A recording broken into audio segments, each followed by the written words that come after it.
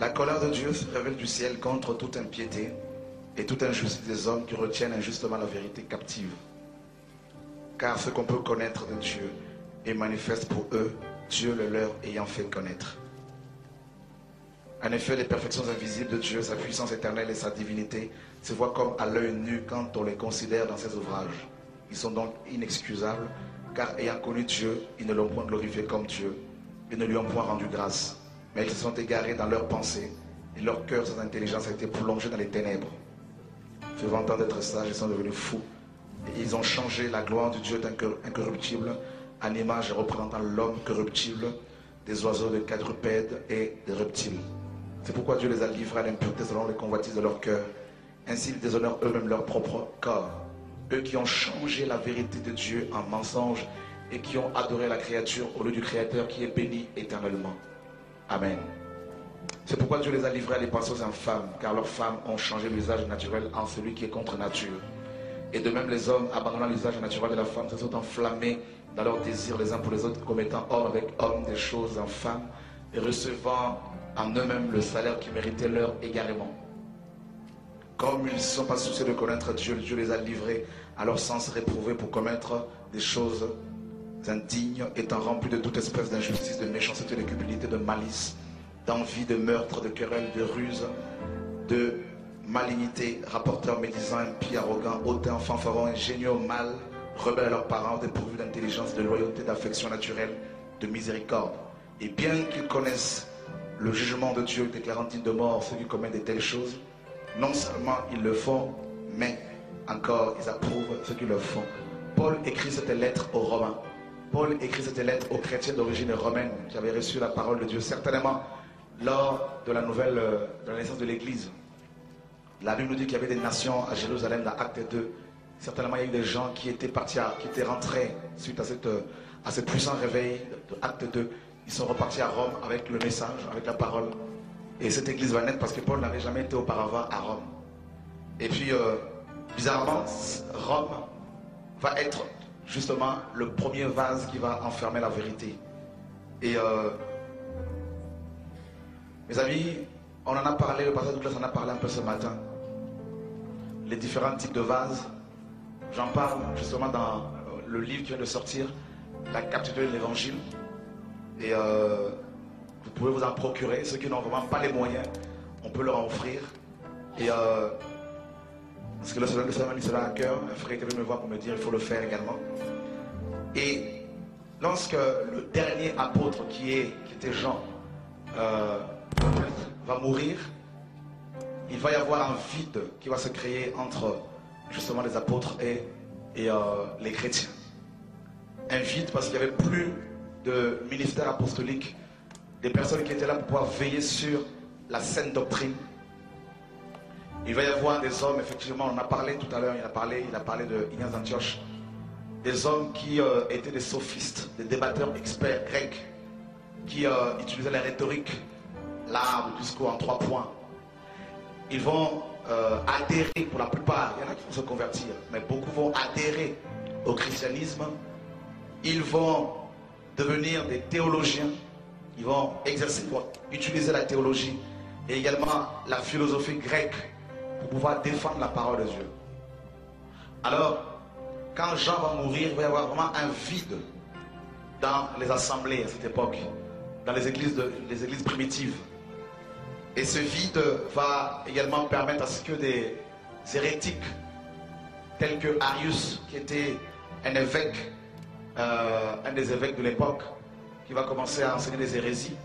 Il va y avoir une grande discussion entre justement Arius et puis un évêque du nom d'Athanase, qui lui combattait justement les hérésies d'Arius. Et puis ce conflit entre ces deux hommes va interpeller en fait Constantin, qui va les convoquer en 325, et il va convoquer en même temps une grande réunion écuménique, la toute première réunion écuménique en 325, pour justement taire la discussion qu'il y avait entre Athanase et Arius. Et cette convocation en 325 de tous les évêques de l'époque va permettre à Constantin, qui n'était pas du tout changé par la parole de Dieu, qui n'était pas du tout converti. Et Constantin va, en tant qu'empereur romain, il va s'autoproclamer la tête officielle de l'Église. Et il va commencer à gérer ce conflit entre les évêques. Le problème de l'Église a été déplacé.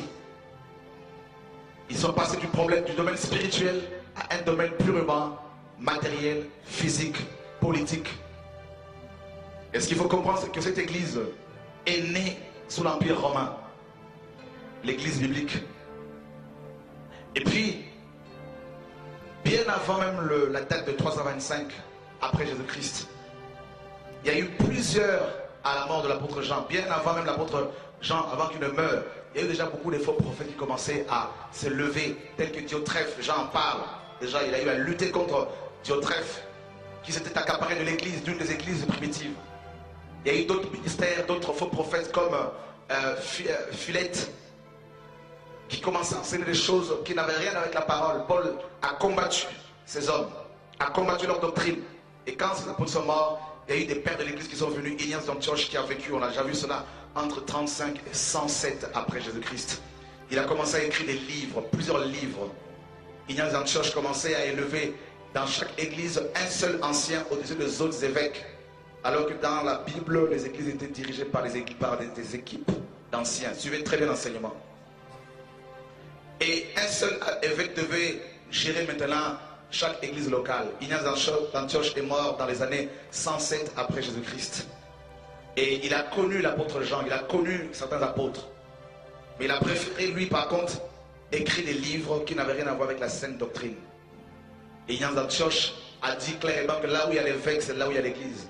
Alors que Jésus-Christ a dit que là où 2 ou 3 sont réunis à mon nom, je suis là. Et puis, après Ignace d'Antioche, il y a eu Clément de Rome qui lui était pour la suprématie de l'évêque de Rome. Il est mort dans les années 100 après Jésus-Christ.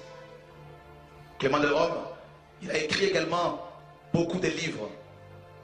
Et puis par la suite, il y a eu Tertullien qui a vécu entre 150 et 130 après Jésus-Christ. Tertullien qui est le premier auteur chrétien, qui était également un sophiste, à dire dans ses ouvrages, à utiliser le terme Trinité pour définir le Dieu de la Bible, qui reste un mystère même pour les anges. Le Père, le Fils et le Saint-Esprit. Et ils ont établi cette hiérarchie, le Père, le Fils et le Saint-Esprit. Le Père est plus important que le Fils plus important que le Saint-Esprit. Cette hiérarchie qui n'a rien à voir avec la parole de Dieu. On ne peut pas définir, mes amis, un Dieu infini. Ce n'est pas possible. Même l'homme qui paraît petit, mais à l'intérieur, l'homme est infini. Parce qu'en l'homme, il y a plus de 100 milliards de cellules. Donc si déjà on a du mal à définir l'homme, comment peut-on définir maintenant le Créateur? Et alors qu'on a du mal déjà à définir le ciel, l'univers. Alors mes amis, il y a eu Tertullien, qui, comme je le disais, qui a écrit également des livres. Il a mis en place le terme Trinité. Et par la suite, il y a eu Cyprien de Carthage, un autre évêque, avant même le concile de Nicée. Cyprien de Carthage qui lui, quand il s'est tourné vers le christianisme, alors qu'il était un sophiste, quelqu'un qui utilisait la philosophie grecque, la rhétorique, le discours, comment séduire les gens avec le discours. Cyprien dit clairement dans ses écrits que vous pouvez trouver même sur Internet, Cyprien de Carthage, en Tunisie, il dit clairement dans ses écrits que chaque église locale, chaque troupeau du Seigneur doit avoir à sa tête un seul chef. Il a été dans le même sens qu'Ignace d'Antioche. Ils ont fonctionné dans le même esprit. Et Cyprien de Carthage va dire également que celui qui quitte l'église locale perd son salut.